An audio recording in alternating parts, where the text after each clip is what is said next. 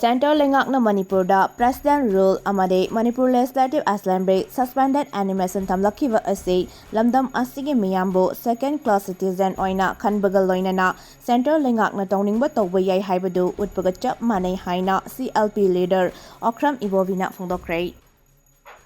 Manipur si haukiba ha kunga mathoirom haiba tare sahi ani farkadaba approach nakshal amni sahi ani farkadora amni yamna laibak chiba phibam amada Manipur sida ainingai leitana waba aduga yamna tarmau noiba situation of the Manipur si amta thokidaba haiba tai aduga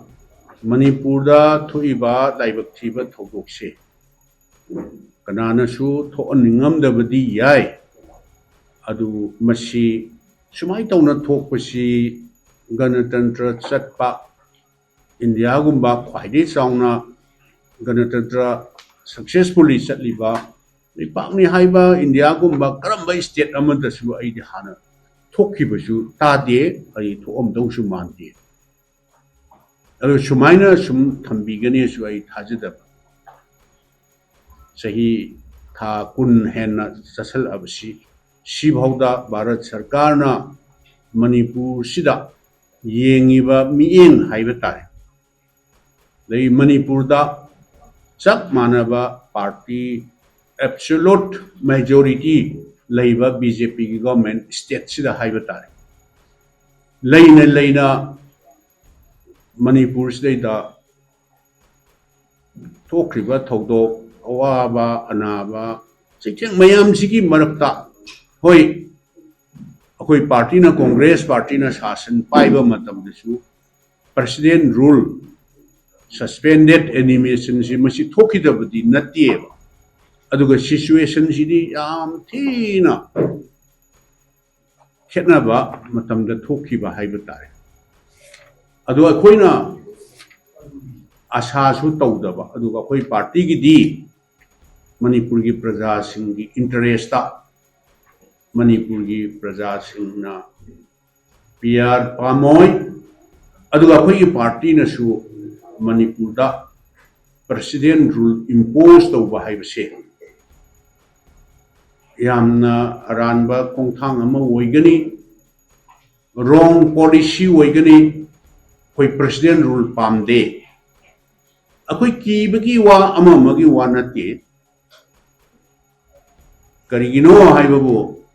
Manipur je haukiba chahi tha kun hena awabagi mathakta awaba tadana lakpasida amuk president rule thamjalagadi hena amuk wagadra haibase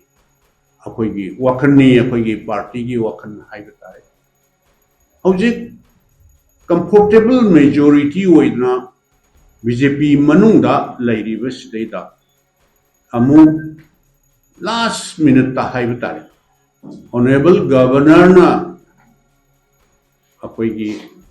Trailak Suba akoigi Transin Mithoirak Suba assembly gi Trailak Suba session kaudna adusu hayeng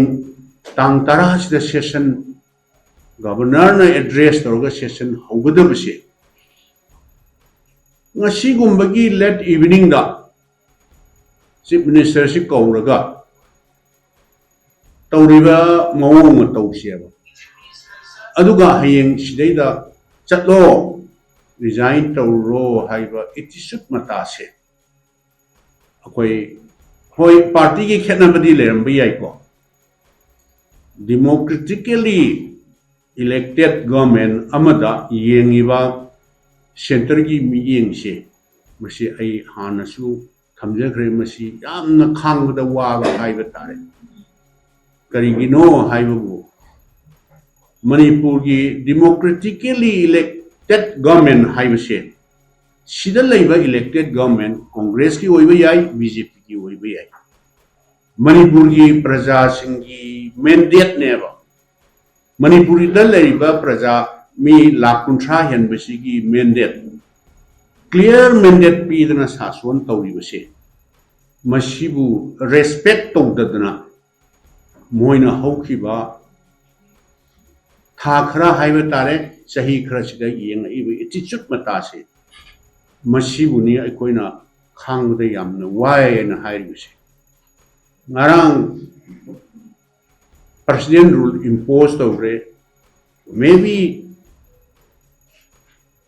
animated suspension for a period of 6 months 15 ka su masidi adum automatic tabane Bharat की संविधान की constitution की article 356 ने मधुगी मखादा मसीदैदा